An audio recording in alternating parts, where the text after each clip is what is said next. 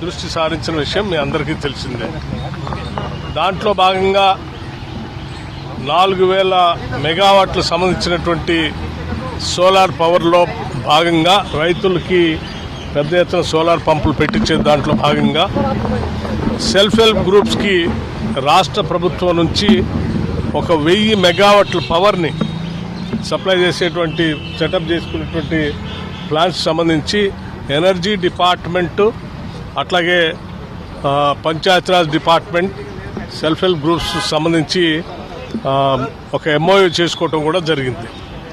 ఆ ఎంఓయూలో భాగంగా self help group members అందరికీ 1000 మెగావాట్ల పవర్ని తయారు చేసి రాష్ట్ర ప్రభుత్వానికి ఇచ్చే క్రమంలో భాగంగా గతంలో రాష్ట్ర ప్రభుత్వం 4000 మెగావాట్లు ఏదైతే రాష్ట్రానికి సోలార్ పవర్లో భాగంగా ఇవ్వటానికి సిద్ధపడిందో దాంట్లో కుదించి 1000 మెగావాట్లకే కుదించినటువంటి సమాచారం అందిన వెంటనే మేము కేంద్ర ప్రభుత్వాన్ని కలిసి గౌరవ మంత్రివర్యులు ప్రహ్లాద్ జోషి గారిని కలిసి దాన్ని తిరిగి 4000 మెగావాట్లుగా ఉంచాల్సిందిగా వారికి విజ్ఞప్తి చేయడం జరిగింది. That is number 1. Number 2, Kusum B and Kusum C అని కూడా ఉన్నాయి. కుసుమ్ బికి సంబంధించి కూడా మేము ROFR ల్యాండ్స్ అంటే రాష్ట్రంలో దాదాపు 6 లక్షల ROFR ల్యాండ్స్ అంటే గిరిజనులకి రాష్ట్ర అటవీ హక్కుల చట్టం ప్రకారం ఆనాటి ప్రభుత్వాలు పంపిణీ చేసినటువంటి భూముల్లో వ్యవసాయం చేసుకోవటానికి కావలసిన విధంగా అక్కడ అడవిలో ఉంచి లైన్లు వేయటానికి అవకాశం లేకపోవటం వల్ల అటవీకి సంబంధించిన అధికారులు దాన్ని అనుమతించకపోవటం వల్ల వాళ్ళ భూములు పంచినప్పటికీ పట్టాలు ఉన్నప్పటికీ కూడా వ్యవసాయం చేసుకోవడానికి కావాల్సిన పవర్ అందుబాటులో లేకపోవటం వల్ల చాలా పెద్ద ఎత్తున నష్టపోతున్నారు. కాబట్టి తెలంగాణ ప్రభుత్వం ఇందిరా గిరి జల వికాసం అనే ఒక పథకాన్ని కొత్తగా తీసుకొని వచ్చింది. దాంట్లో భాగంగా ఈ ROFR ల్యాండ్స్ సంబంధించినటువంటి వాళ్ళందరికీ అక్కడే సోలార్ పంప్ సెట్లు పెట్టి ఆ సోలార్ పంప్ సెట్స్ ద్వారా వాళ్ళకి డ్రిప్ ఇరిగేషను, స్ప్రింక్లర్ ఇరిగేషను, అట్లాగే హార్టికల్చర్ వాళ్ళతో ప్లాంటేషన్ చేసేటువంటి ఒక కొత్త స్కీమ్ని తెలంగాణ రాష్ట్ర ప్రభుత్వం ప్రకటించడం కూడా జరిగింది.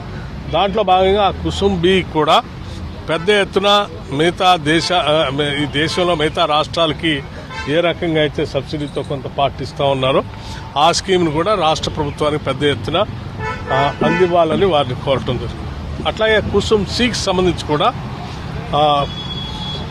1,00,000 పంప్ సెట్లకి ఇళ్లకి సంబంధించి కుసుమ్ సిలో కూడా కన్సిడర్ చేయమని చెప్పడం జరిగింది.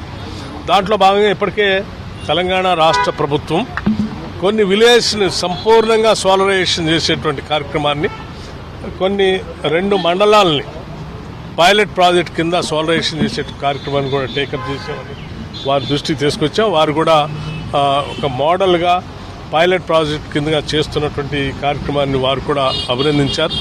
దీంట్లో కేంద్ర ప్రభుత్వం సోలరైజేషన్ న్యూ ఎనర్జీ పాలసీలో ఏ రకంగా అయితే ముందుకు పోవాలని కోరుకుంటుందో దానికి అనుగుణంగా అన్ని రాష్ట్రాలు కంటే స్పీడ్గా తెలంగాణ రాష్ట్ర ప్రభుత్వం ముందుకు పోతుందని, తెలంగాణ సోలరైజేషన్లో కానీ మిగతా రెన్యూవల్ ఎనర్జీలో కానీ ముందుంటుందని చెప్పి వారికి మొత్తం సమాచారం అంతా ఇస్తూ భవిష్యత్తులో కేంద్ర ప్రభుత్వం నుంచి కూడా సహాయ సహకారాలు అందించాలని వారిని కోరాం. వారు కూడా మేము ఇచ్చినటువంటి సమాచారాన్ని, లెక్కల్ని అన్నింటినీ కూడా పరిశీలించి సానుకూలంగా స్పందించారు. వారికి కూడా నా ప్రత్యేకమైనటువంటి రాష్ట్ర ప్రభుత్వం నుంచి ప్రత్యేకమైన ధన్యవాదాలు తెలియజేస్తాం. సార్, నిన్న రాష్ట్ర ఆర్థిక వ్యవస్థ పైన ముఖ్యమంత్రి చేసినటువంటి వ్యాఖ్యలు ఇప్పుడు వివాదాస్పదం అవుతున్నాయి. ముఖ్యంగా ఉద్యోగులకు సంబంధించినటువంటి వ్యవహారంలో ఆయన చేసినటువంటి ప్రస్తుతానికి రాష్ట్రానికి సంబంధించినటువంటి సోలార్ పవర్ సంబంధించి, రెన్యూవబుల్ ఎనర్జీ సంబంధించి నేను ఎనర్జీ మంత్రి గారిని దీనికి సంబంధించినటువంటి